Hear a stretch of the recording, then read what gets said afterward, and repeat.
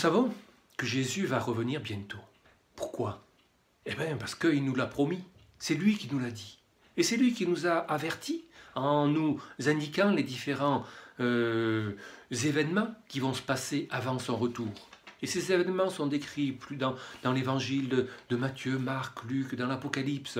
Nous voyons tous ces événements aussi qui sont en train de se produire en ce moment. Que ce soit les famines, les guerres, les bruits de guerre, les épidémies, que ce soit toutes ces catastrophes qui ont été prédites, qui ont été prévues, et pour nous avertir que Jésus va revenir. Et cette promesse, elle est tout au long de l'enseignement de Jésus, des apôtres. Jésus va revenir.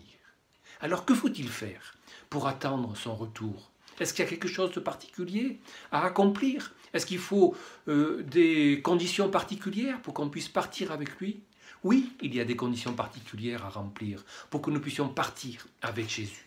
Et je voudrais avec vous aujourd'hui voir 5 choses qui sont importantes dans notre vie, que nous devons accomplir, si on peut dire, pour que nous puissions être sûrs de partir avec Jésus.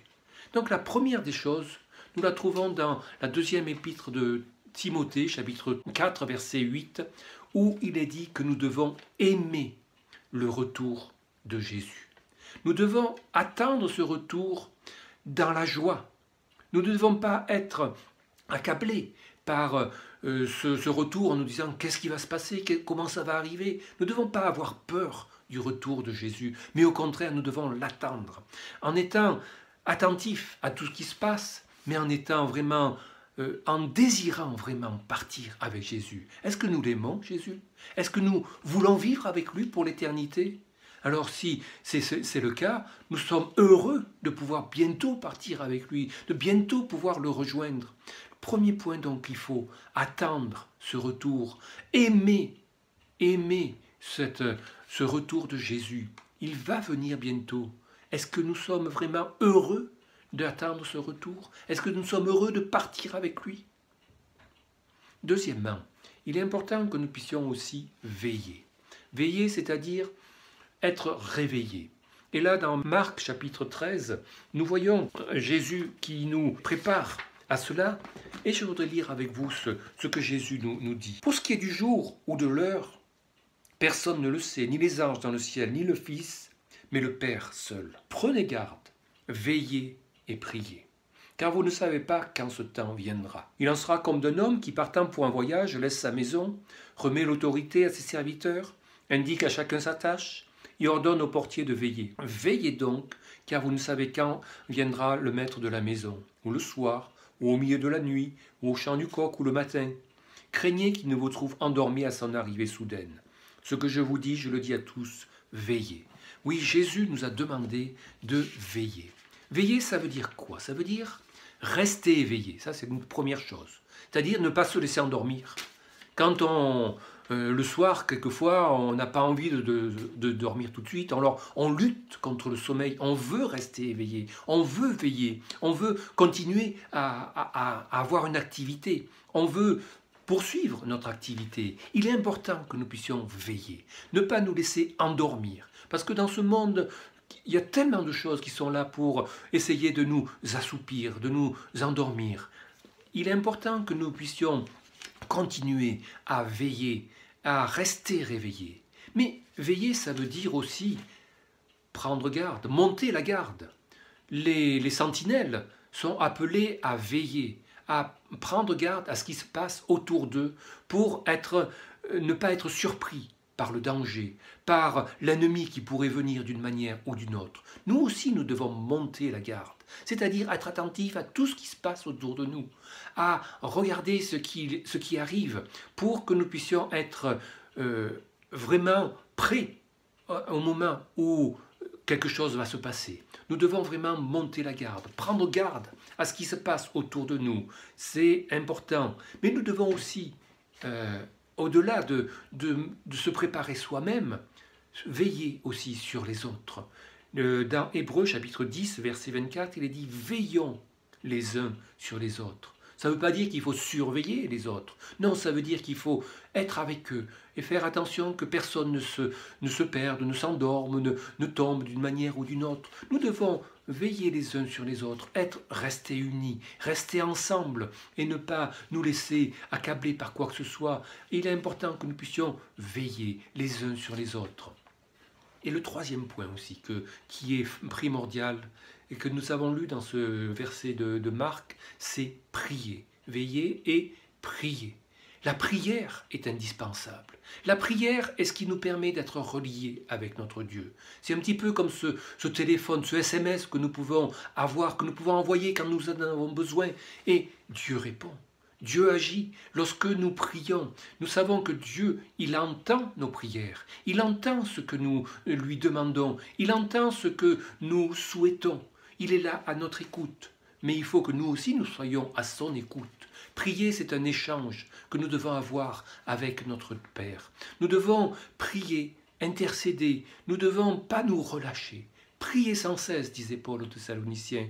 Et il est important que nous puissions vivre vraiment cette vie de prière. Parce que c'est dans la prière que nous pouvons remporter les victoires. C'est dans la prière que nous pouvons voir des choses se passer. C'est avec la prière que nous pouvons communiquer avec notre Dieu. C'est dans la prière que nous pouvons connaître encore un peu plus notre Dieu. Oui, la prière est indispensable et nous ne devons pas nous relâcher. Nous devons vraiment continuer à prier parce que c'est vraiment notre trait d'union avec notre Dieu, notre Père. Et c'est ainsi que nous pourrons vraiment apprendre à mieux le connaître, à mieux savoir ce qu'il veut pour chacun d'entre nous et à savoir, et c'est lui qui va nous révéler le moment où il va renvoyer Jésus pour son retour. Donc, prions. Le quatrième point aussi, qui est indispensable, nous le voyons dans Matthieu chapitre 24, verset 46, où Jésus lui-même dit « Quel est donc le serviteur fidèle et prudent que son maître a établi sur ses gens pour leur donner la nourriture au temps convenable? Heureux ce serviteur que son maître à son arrivée trouvera faisant ainsi. » Ce serviteur devait continuer à travailler. Et lorsque le maître allait arriver, le serviteur serait au travail. Il ne serait pas en train d'attendre, en train de se reposer. Et c'est pour nous pareil. Il est important que nous puissions continuer à travailler. Chacun de nous, nous avons une tâche. Nous sommes ouvriers avec Dieu. Nous sommes appelés à œuvrer avec notre Seigneur. Et nous avons besoin de continuer notre travail, que ce soit dans le témoignage, que ce soit dans l'annonce de l'Évangile, que ce soit dans l'aide aux personnes, que ce soit dans tellement de choses que le Seigneur a mis sur notre cœur, que nous devons accomplir. Nous devons continuer à travailler pour notre Seigneur. Et le Seigneur sera heureux lorsqu'il nous trouvera en train de travailler pour lui. Nous ne serons pas des serviteurs inutiles, au contraire, il verra que nous sommes utiles à son service. Et nous devons continuer à être remplis de la présence de Dieu, de l'Esprit de Dieu. C'est l'Esprit de Dieu qui nous communique vraiment la pensée de Dieu et qui nous guide dans toute la volonté de notre Dieu. Alors continuons à être à l'écoute de notre Seigneur, à recevoir ses ordres, à travailler pour lui et à œuvrer vraiment jusqu'au bout avec lui. Le cinquième point, qui est aussi indispensable, c'est de garder ce que nous avons reçu. Dieu nous a donné beaucoup de choses. Il nous a donné tellement de choses que nous avons besoin de garder, que nous avons besoin de protéger, que nous avons besoin de mettre en valeur, comme ces talents que le maître avait donnés à ses serviteurs pour qu'ils les fassent valoir. Nous aussi, nous devons garder ce que le Seigneur nous a donné. Nous devons garder les talents qu'il nous a donnés pour que nous puissions les faire valoir. Et lorsque Jésus va revenir, lorsqu'il va demander des comptes, nous pourrons lui apporter ce qui a été les fruits qui en sont résultés. Tout d'abord, nous devons garder la foi. Jésus a dit, quand le Fils de l'homme viendra, trouvera-t-il la foi sur la terre? C'est une question importante. Est-ce que nous avons la foi? Eh bien, nous devons la garder. Nous devons la conserver, cette confiance en notre Dieu, cette fidélité que nous avons, cette certitude que Dieu agit, cette certitude qu'il a fait les promesses pour chacun d'entre nous. Nous devons garder la foi, nous devons garder vraiment ce que Dieu nous a donné. Et ainsi, nous serons équipés pour affronter toutes les difficultés qui se passent et nous serons vraiment fermes pour aller jusqu'au bout. Gardons la foi. Gardons également la lumière qu'il a mis en nous. Jésus est la lumière du monde.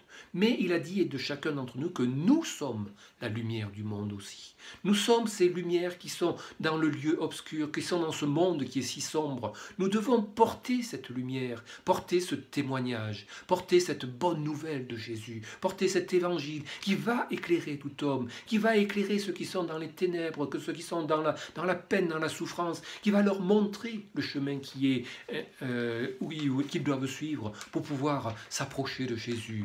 Oui, nous devons garder nos lampes allumées. Nous devons garder ce témoignage vivant, fort. Et plus notre témoignage sera vivant, plus des âmes pourront le voir, pourront s'approcher encore de Jésus. Nous sommes ces lumières dans ce monde et nous devons garder nos lampes allumées. Nous devons garder aussi nos vêtements blancs. C'est-à-dire que nous devons garder notre vie pure, notre vie à l'abri de toute souillure, à l'abri de toute saleté, de tout ce qui peut venir ternir notre habit. Et c'est Jésus lui-même qui, lorsque nous sommes approchés de lui, qui nous a lavés par son sang, qui nous a purifiés, qui nous a donné ces habits nouveaux. Et nous devons garder ces habits neufs, ces habits propres. Et c'est notre responsabilité de ne pas nous laisser salir par tout ce qui peut se passer autour de nous. Il y a tellement de saleté dans ce monde, tellement de péchés, tellement de mauvaises choses qui se passent. Nous devons nous garder à l'abri de tout cela. Et si un jour nous tombons, si un jour nous chutons, il ne faut pas rester à terre, au contraire, il faut se relever et demander à Jésus de nous purifier tout à nouveau par son sang. Le sang de Jésus nous purifie de tout péché. Donc gardons nos habits purs, gardons notre vie pure, sans tache. Et ainsi, lorsque nous paraîtrons dans sa présence, nous n'aurons pas à rougir de quoi que ce soit, nous serons lavés par le sang de Jésus. Il nous a purifiés. C'est notre responsabilité de garder cela tout propre. Et c'est ainsi que lorsque Jésus va venir, nous pourrons partir. Donc, ayons ces 5 éléments. Attendons avec joie le retour de Jésus. Veillons sur nous-mêmes et sur ceux qui nous entourent. Prions, gardons le contact avec Dieu. Continuons à œuvrer dans le travail que Dieu nous a confié et gardons tout ce que nous avons, tout ce qui est à notre disposition. Ainsi, lorsque Jésus va revenir, nous pourrons partir avec lui. Et nous pourrons laisser, abandonner tout ce qu'il y a autour de nous, tout ce monde qui n'est rien du tout pour nous. Nous ne sommes que des voyageurs, que des étrangers dans ce monde. Notre véritable maison, elle est dans le ciel. Ce qui est ici-bas, ce n'est que temporaire, ce n'est que provisoire.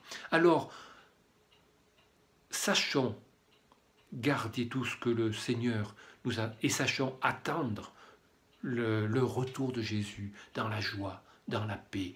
Et il va revenir bientôt. Il est là, à la porte. Alors, attendons et attendons ce retour de Jésus. Je vous demande de prier avec moi. Oui, Seigneur Jésus, tu nous as promis que tu allais revenir bientôt. Et nous voulons vraiment t'attendre. Nous voulons être fidèles jusqu'au bout, ne pas nous laisser arrêter par quoi que ce soit. Nous sommes vraiment heureux de savoir qu'un jour tu vas nous prendre avec toi. Merci Seigneur. Amen. Au revoir.